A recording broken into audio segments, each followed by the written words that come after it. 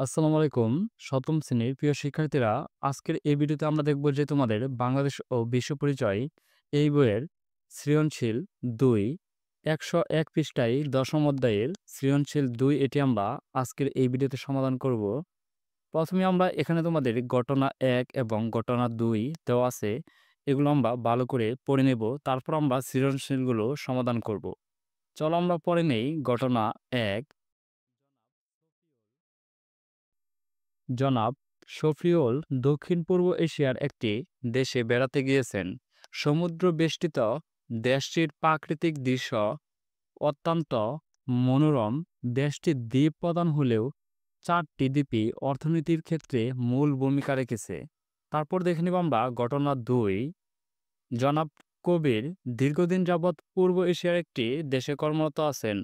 দেশটি পৃথিবীর মধ্যে সর্বাধিক জনবহুল দেশ হলেও অর্থনৈতিকভাবে বেশ সমৃদ্ধ। এখন আমরা এই সৃজনশীলগুলো সমাধান করব। প্রথমে দেখে নেব ক, পৃথিবীর বৃহত্তম পর্বতমালার নাম কি? চলো আমরা এই কয়ের উত্তরটি দেখে নেই। কয়ের উত্তরটি হচ্ছে পৃথিবীর বৃহত্তম পর্বতমালার নাম হচ্ছে হিমালয়। আমরা তোমাদের এই কয়ের উত্তরটি দেখে নিলাম। তারপর আমরা দেখব খ, ভারতকে পৃথিবীর অন্যতম প্রাচীন সভ্যতা সমৃদ্ধ দেশ বলা হয় কেন? ব্যাখ্যা করো। চলো আমরা এই ক্ষয়ের উত্তরটিও দেখে নেই। ক্ষয়ের উত্তরটি হচ্ছে ৫,০০০ বছর আগে সভ্যতার নিদর্শন পাওয়া যাওয়ায় ভারতকে পৃথিবীর অন্যতম প্রাচীন সভ্যতা সমৃদ্ধ দেশ বলা হয়। দক্ষিণ ভারতের অজন্তা পর্বতগুহার চিত্রকর্ম, সারা দেশে ছড়িয়ে থাকা অজস্র প্রাচীন মন্দির ও ভাস্কর্য, আগ্রার তাজমহল, দিল্লির কুতুব মিনার, লালকেল্লা প্রভৃতি ভারতের প্রাচীন সভ্যতার পরিচয় বহন করে। আমরা তোমাদের এই ক্ষয়ের উত্তরটি দেখে নিলাম। তারপর আমরা দেখব গ, জনাব শফিউলের বেড়াতে যাওয়া দেশটির জলবায়ু কেমন? বর্ণনা করো। চলো আমরা এই গয়ের উত্তরটি দেখে নেই। গয়ের উত্তরটি হচ্ছে জনাব শফিউলের বেড়াতে যাওয়া দেশটি জাপান। জাপানের জলবায়ু নাতিশীতোষ্ণ মণ্ডলীয়। এখানকার উত্তর পূর্বাঞ্চল মৌসুমে জলবায়ুর প্রভাব স্পষ্ট। গ্রীষ্মকালে দেশটির আবহাওয়া আর্দ্র থাকে, তবে শীতকালে শীতের তীব্রতা খুব কম হয়।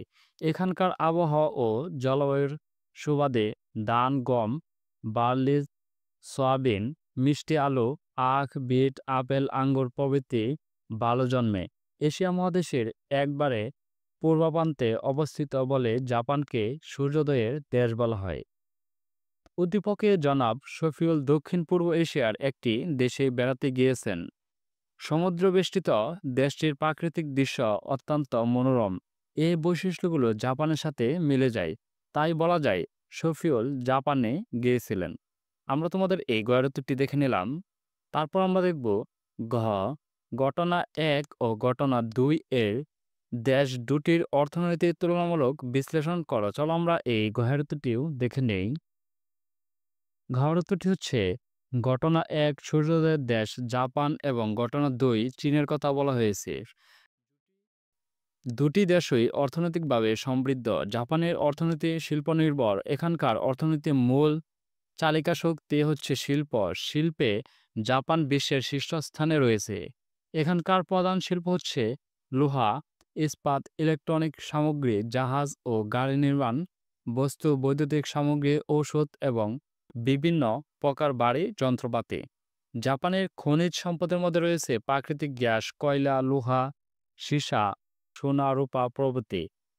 অন্যদিকে চীনের অর্থনীতি প্রধানত শিল্প ও সেবা খাত নির্ভর। দেশটির প্রধান শিল্প হচ্ছে লৌহ, ইস্পাত, রেশম, সার, যন্ত্রপাতি, সিমেন্ট, কাগজ, চিনি, ঔষধ ও বিভিন্ন ধরনের ইলেকট্রনিক সামগ্রী। চীনের খনিজ সম্পদের মধ্যে রয়েছে পেট্রোলিয়াম, আকরিক লৌহ, তামা, অ্যালুমিনিয়াম, স্বর্ণ, কয়লা প্রভৃতি। সার্বিক আলোচনা শেষে বলা যায় চীন এবং জাপান তাদের শ্রম, মেধা আর প্রাকৃতিক সম্পদের কাজে লাগিয়ে উন্নত দেশের তালিকায় নিজেদের স্থান করে নিয়েছে। ধন্যবাদ শিক্ষার্থীরা, আমরা তোমাদের এই সৃজনশীল ২ এটি আমরা সমাধান করে নিলাম। তোমরা যারা এখনো চ্যানেলটি সাবস্ক্রাইব করো নাই, সাবস্ক্রাইব করে পাশে থাকবে। আর যারা সাবস্ক্রাইব করেছো তাদেরকে অসংখ্য ধন্যবাদ। আমরা আগামী ক্লাসে দেখব যে তোমাদের একাদশ অধ্যায় বাংলাদেশ ও আন্তর্জাতিক সহযোগিতা, এটি আমরা আগামী ক্লাসে সমাধান করব।